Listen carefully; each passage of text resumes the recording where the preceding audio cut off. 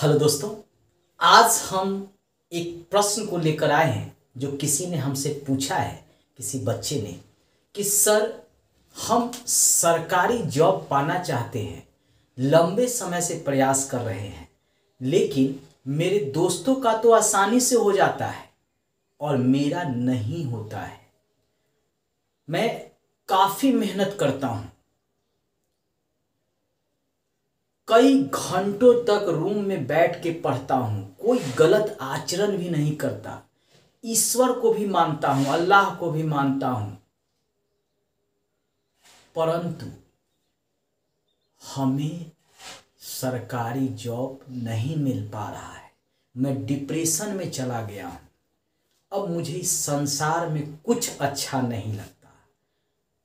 आस पड़ोस के लोग, मेरे परिवार के लोग, मेरे दोस्त भी ताना मारते हैं कि तुम्हारे पास बुद्धि की कमी है, पढ़ने से किसी को सरकारी नौकरी नहीं मिलता।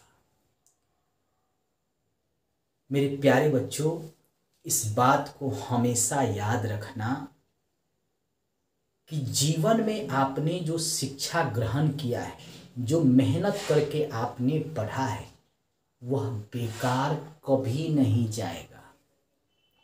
और आप प्रयास करना एकदम नहीं छोड़ें। चाहे लोग आपको ताना मारता हो, चाहे आपके परिवार वाले आपका साथ छोड़ दे, चाहे खुद आपके दोस्त आपका साथ छोड़ दे, फिर भी प्रयास जारी रखें। मैं एक कहानी से आपको शुरू करता हूँ और बताता हूँ कि क्या जीवन में अगर सरकारी जॉब के लिए प्रयास कर रहे हैं तो क्या अपनी कमी पर ध्यान दें और कैसे हम सफल हो।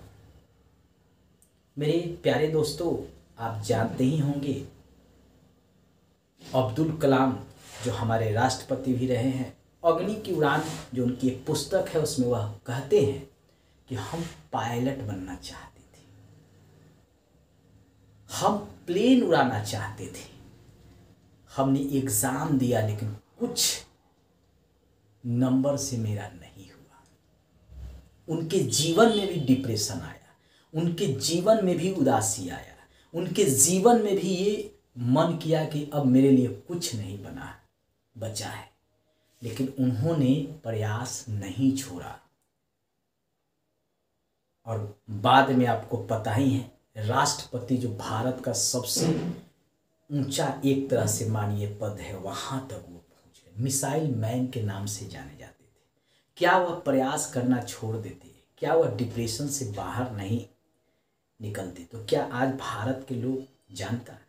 पायलट बनते तो कौन जानता, उनके आस पड़ोस, उनके मित्र, लेकिन जब भारत के राष्ट्रपति बने पूरा विश्व जानता है, पूरे भारत के बच्चा जानता है उनको।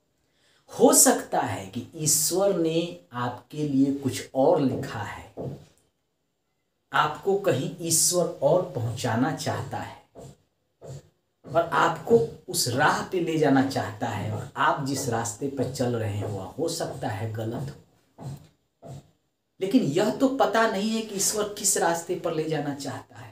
तो हम केवल प्रयास कर सकते हैं, हम केवल एग्जाम में जो हमसे त्रुटि हो रहा है उसको हम पूरा करें, और आने वाला जो एग्ज़ाम है उसकी हम तैयारी करें, न कि पीछे जो एग्ज़ाम आपने दिया और फेल कर गए हैं उसके बारे में हम सोचें। गीता भी कहता है, बीता हुआ कल पर विचार न करें, आने वाले कल की तरफ बढ़ें। अगर आप आने वाले कल को ध्यान रखकर फिर से तैयारी करते हैं, हो सकता है कि कोई ऐसा एग्ज़ाम हो जो आपका आसानी से निकल जाए, और हो सकता है कि आप छोटा प्रयास कर रहे हो सकता है आपको बड़ी सफलता मिले। अगर सरकारी जॉब आपको नहीं भी लगता है तो भी आपका ज्ञान बेकार नहीं जाएगा। आप पढ़ाइए, पढ़ाएंगे तो आप अपने से ज़्यादा ऐसे लड़कों को जो है सफल बना सकते हैं, अपने ज्ञान के द्वारा दूसरे बच्चों को सफल बना सकते हैं। इसलिए शिक्षा का अर्थ यह नहीं होता कि सरकारी जॉब ही आपको मिले। शिक्षा का अर्थ होता है कि आप जो शिक्षा पाए हैं अपने समाज में उसका विकास करें। आपके पास जो बच्चे आते हैं उनको आप सही रास्ता दें, और जीवन में आप सरकारी नौकरी भी अगर पाएंगे तो पैसा ही कमाएंगे, प्राइवेट भी काम करेंगे तो पैसा ही कमाएंगे।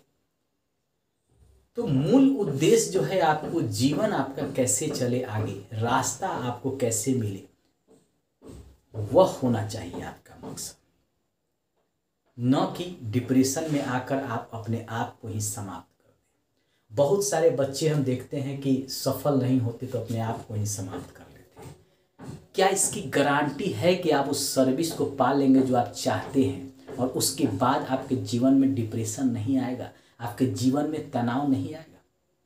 ऐसे ऐसे अधिकारी आपको मिलेंगे जो डिप्रेशन के कारण जो है अपने आप को समाप्त कर ले, जबकि उनको अच्छा खासा जॉब था। तो दोस्तों, जीवन में सरकारी जॉब न मिलना कोई बड़ी बात नहीं है, आपका प्रयास जारी रखना जरूरी है। अगर आप प्रयास जारी रखेंगे तो कुछ ना कुछ ऐसा आपको जरूर मिलेगा जो आपको ऊंचाई पर पहुंचा देगा। प्रयास जरूर जारी रखिए। सरकारी जॉब की इच्छा है तो जरूर आपकी पूरा होगा, लेकिन आपको लगे रहना है। कोई ज़रूरी नहीं है कि आपके मित्र का हो गया, आपके दोस्तों का हो गया, आपका नहीं अभी हुआ है तो आगे नहीं हो सकता, होगा। कहीं ना कहीं ईश्वर आपको जरूर ले जाएगा। इसलिए सफलता की चाहत कभी मत छोड़िए। जिन बच्चों ने हमसे ये प्रश्न किया है उनको मैं यही सजेशन दूंगा कि जंजीर का वो कमज़ोर कड़ी खोजिए जिसको आप तोड़ के आसानी से निकल सकते हैं। यानी आप एग्ज़ाम में किस कारण से नहीं पास कर पा रहे हैं, उस कमी को खोजिए और उसको पूरा कीजिए। सफलता आपकी कदम चूमेगी। इसी विश्वास के साथ फिर हम एक नए वीडियो के साथ आएंगे। मेरा मूल मकसद बच्चों के भीतर जो कुंठा, घृणा, द्वेष, डिप्रेशन है उसको दूर करना है, और मैं प्रत्येक दिन अपने चैनल के माध्यम से इसको दूर करने का प्रयास करूँगा। पढ़ा भी रहा हूँ। किसी भी कॉम्पिटिटिव एग्ज़ाम की तैयारी कर रहे हैं तो मेरे चैनल से जुड़िए, आपको उससे लाभ होगा। और इस प्रकार के मोटिवेशनल वीडियो अगर थोड़ा भी आपको लाभ पहुँचा रहा हो तो आप मेरे चैनल पे जाइए, नोटिफिकेशन में आप प्रश्न पूछिए, मैं उस प्रश्न का वीडियो के माध्यम से ज़रूर जवाब दूंगा। धन्यवाद। Bye bye.